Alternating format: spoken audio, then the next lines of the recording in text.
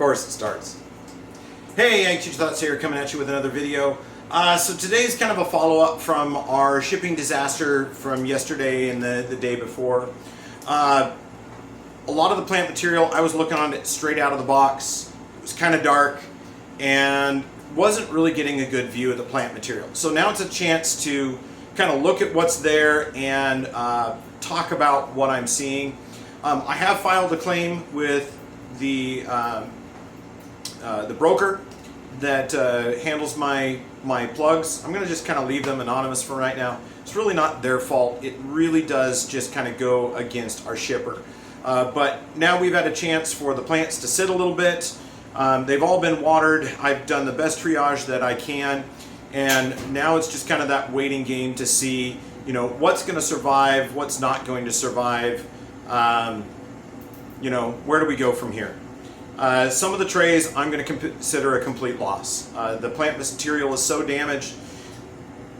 Can some of it survive? Yeah, we might get a few plants, but the majority of the plants in these trays are just a complete loss.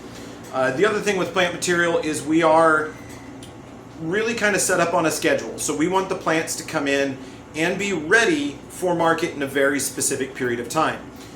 When you have plant material that comes in damaged, if you've got this much of a plant and it's broken back all the way to an inch above the ground, that's maybe a month's worth of growth that's now gone.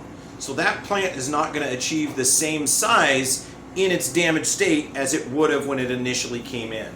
So some of those, you know, I've got one bud that's left alive and 7 buds that are dead. So I'm not going to get the plant that I paid for out of that, and it may or may not recover. Some of the plants like the Scaevola or the fanflower, which is over to my right, they were one of the first ones that I got into the soil to try to triage them. Some of them don't have any buds left on them, and that's what you call a plant that has gone blind. It's kind of an industry term, so if it's got no buds, it's never going to progress from that state. So you might have 3 leaves on it, and that's all it will ever have. I had a few plants that came in last year that were blind, and sure enough, you know, they had 3 leaves, no buds, and yet the plants that were around them that were the same age from the same trays were 1.5 feet long. So that's something I'm going to be watching on my Scaevola, or the half-flower fanflower. A lot of that was pretty beat up. A lot of the stems got bent over in half, and then you have tissue damage right there where it bent over. And everything up above that bend is going to die, and the only thing that's going to survive is any buds that are lower than that. So I think I'm looking at about 30 dead loss on that, and I've got to give it a little time because there may be more that dies in the weeks to come. So I'll take you a little tour around here, show you what we've got triaged, where things are looking, and talk a little bit about that damage. This is the Scaevola half-flower or fan-flower, and as you can see, like on this one here, that should not flex right there. So that damage to that stem is going to kill that bud. This one's bent over here. That one's probably going to survive. We have a couple of buds down there. The other thing is we're losing primary leaves. You know, that leaf is broken. That one's going to die. And a lot of these are just in rather rough shape. You know, like this one here, our primary bud is up above this bend. So that's probably not going to survive. This one here, I think that bud there might be damaged, so that one might end up being blind. But that's kind of the story as we look across this tray. I've already pulled out ones that are dead, adding them to my tally.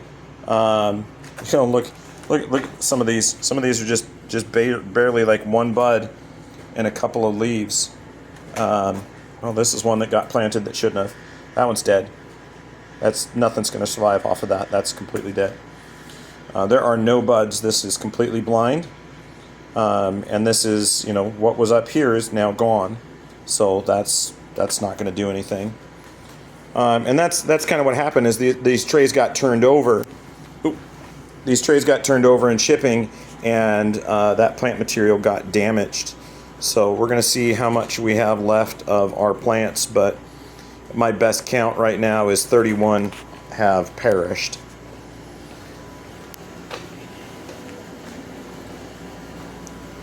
This is a tray that did okay. It's recovering, but there is a lot of broken damage in here.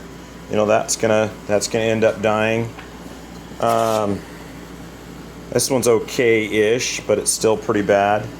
And then we start getting into this is my Cha-Cha Yellow, and this is just a look at it today. You know, these are just beat up. These are ones that I kind of picked out of the dirt, but these are dying. You know, this is all broken. That's all broken. You know, these are on their way out. A lot of that is just kind of like a tossed salad. And that's really disappointing because that's my Calibrachoa. So what you see here with all those holes, those are all the plugs that were outside of the tray, and this is where I tucked them back in, but they're most likely just not going to make it. You know, they are so broken and damaged. You know, all the buds are broken off of this one. They're just in really, really, really bad shape.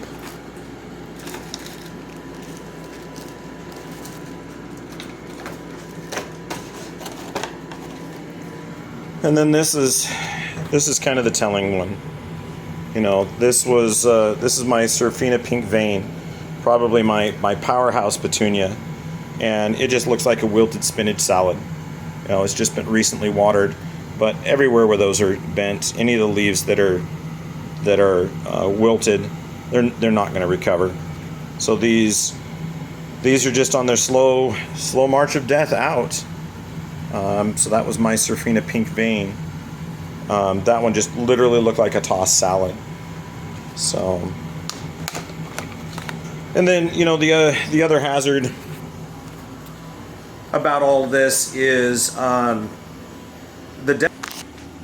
many different causes. So it really puts me in a larger amount or a position to have a larger amount of work, where now suddenly I've got to be in here tending to these plants, because any of those leaves that die, so when they wilt and die, I need to remove them same day from the pot.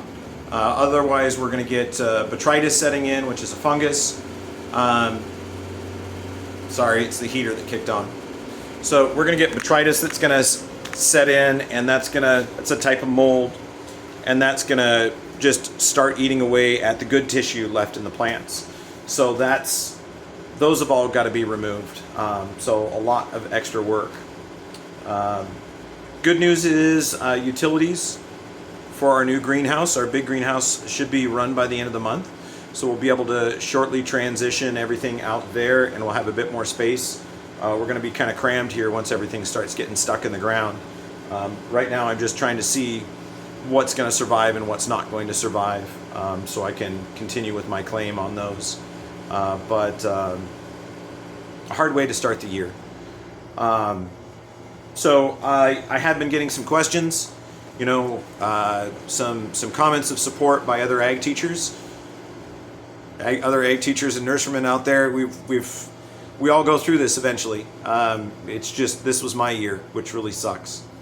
But thank you for your words of support and your comments.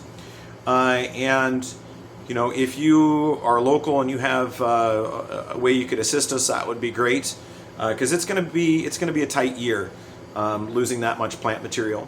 So the way to describe it is there are 3 trays that are near complete losses, or actual complete losses, and 3 trays are large petunias. So those are the larger plants. It's really what drives the basket. So they go on opposite sides, and that gives the majority of the foliage and the flower. 3 entire flats are gone. I think I only got 5 flats for our season. So we're going to be out some baskets if I don't get this fixed. Our Calibrachoa, the Cha-Cha Yellow that we lost, that was one of our filler materials. Those actually go in the very center of the basket, and it covers up the bald spot that happens in the basket by end of season. So there's 4 flats that are a complete loss. Not going to be able to do that. Good news is I did reach out to one of the greenhouses that is one of my suppliers. And this is one of the ones that's just a few miles from where I grew up. and they might have some plant material for me that I can get replaced. Because again, I got to get the stuff replaced as quick as possible so everything can be as close in age as possible. Other than that, hey, you know, a great way to support the program. Keep watching the videos, share these out. Those of you that are other ag teachers, once we get over this disaster, there's going to be more videos. I might be posting every day or every other day, but I will be putting more demonstration and more knowledge videos on there where I'm telling you a little bit more about the plant material or the processes. Go ahead and drop me messages, comments. I think you can send me private messages, or if you do it on a comment, I just won't post it. But if you have questions about how something works or you know what I'm using, go ahead and drop me a message on that. And also, you know, if you, hey, like any YouTuber, if you are not yet subscribed to the channel, please do so. I've got, as of today, 885 subscribers, but I've got over 130,000 views on my channel, and 98% of those people are not subscribed. So I would love to grow this channel to the point where it can help financially support our program. So if you feel so inclined, click that subscribe button. Costs you nothing. It helps us out, and I really hate to beg because I hate that YouTuber beg, but it's true. You know, that will help grow the channel, and then it can help financially support our program once the channel gets big enough. But anyway, there's an update. I hope you're learning something. Ag Teacher Thoughts out.